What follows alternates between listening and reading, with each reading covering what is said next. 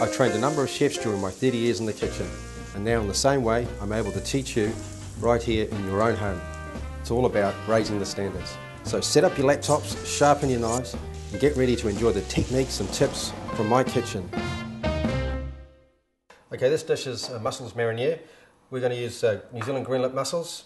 I've got some shallots, I've got some Italian parsley. You can always use curly parsley if you like, and for this recipe we're going to use the parsley stalks. I've got some garlic cloves, and I've got some butter and a little bit of flour, equal quantities of the two. We're going to make a paste with this, and that's what we're going to thicken the sauce with just at the end. I'm going to start off with using some wine to add to the pot. When it's really nice and hot, big pot, so we want to open these mussels very quickly. We want a reasonable quality wine, so no rubbish, and straight into your pot. So about 500 mils of wine. Pop that lid on, you can hear it's bubbling away. So while we're waiting for that to come straight to the boil, I'm just going to roughly chop these two shallots. You can cut it down the middle. I always use the flat side down so that you've got a good solid surface to work with, and it's not going to roll around on the board. Same with this one.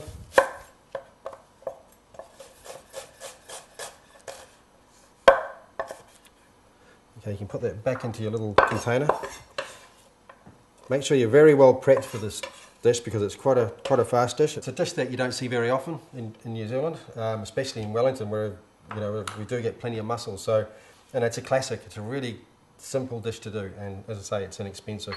So I'm just going to very quickly chop the garlic. We're going to strain all this out of the sauce.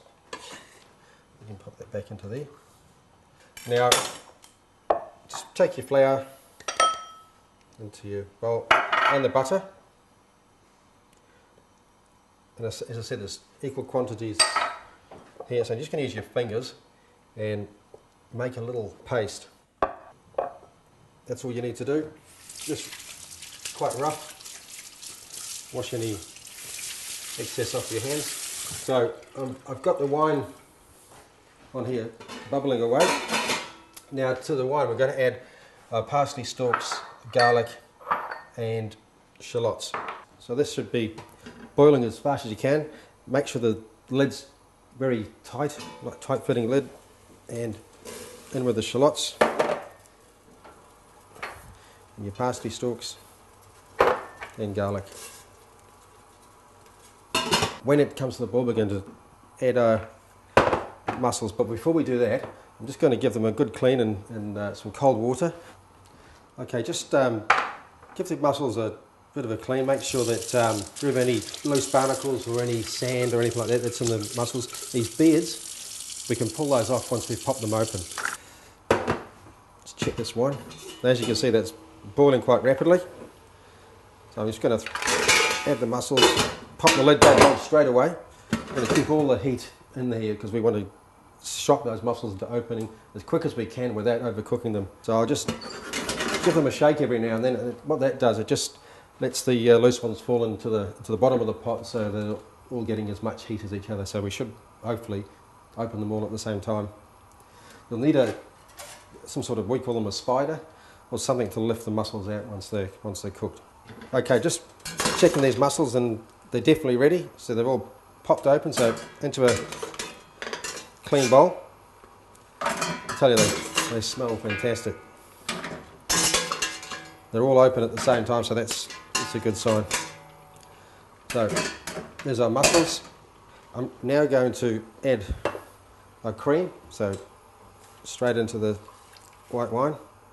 And we're just going to bring that back to the boil. I'll remove the lid and then I'll slightly thicken it. There's our mussels. I'm just going to remove the bowl from the oven. We're going to take the beards from each of these mussels. I prefer to do that once they cook, that way you're not ripping them out of the mussel itself and you don't lose any of the meat content.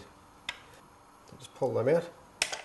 So this is one of the dishes that we do at Biscon Bolton when we're doing specials and when mussels are more productive and more in season. They do have a season. Sometimes they spawn once a year. This one hasn't opened, so I'm not going to use that one. Generally, if they don't open, don't use them. Sometimes you get the odd bad one where it's got a cracked shell. Sometimes they die. So we'll leave that one in the bowl. Now I'm going to show you how to finish the sauce. So I can see that it's boiling away quite rapidly. So now I'm going to thicken it and finish the sauce itself. So just take a couple of little crumbs of your paste and just whisk them in. We're just going to take the edge off the sauce so it's not too liquidy. Always make sure that you bring it back to the boil once you've added anything like a roux or a paste like this, because you want to make sure that the flour is cooked, otherwise you get a grainy, sort of gritty flavour to it. Okay, so that's boiling quite nicely. I'm just going to check the seasoning on it. That's perfect.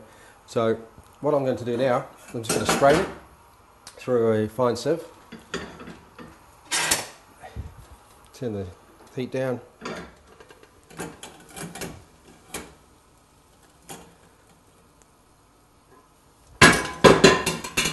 They're back in there. So beautiful consistency sauce. It's not too thick, not too thin. And I'm just going to add my Italian parsley to the sauce, so just to let it wilt slightly. And then we're going to pour this over the mussels themselves. Don't be too shy with the sauce. Plenty of sauce over it. Okay, and this is great New Zealand shellfish. Really inexpensive, really nice and tasty. Serve it with some really good crusty bread and a nice glass of the wine that you've used to make your sauce with, something like a Chardonnay, which is really nice, rich flavours, bold. So there we have it, Mussel Mariniere. I hope you enjoy it.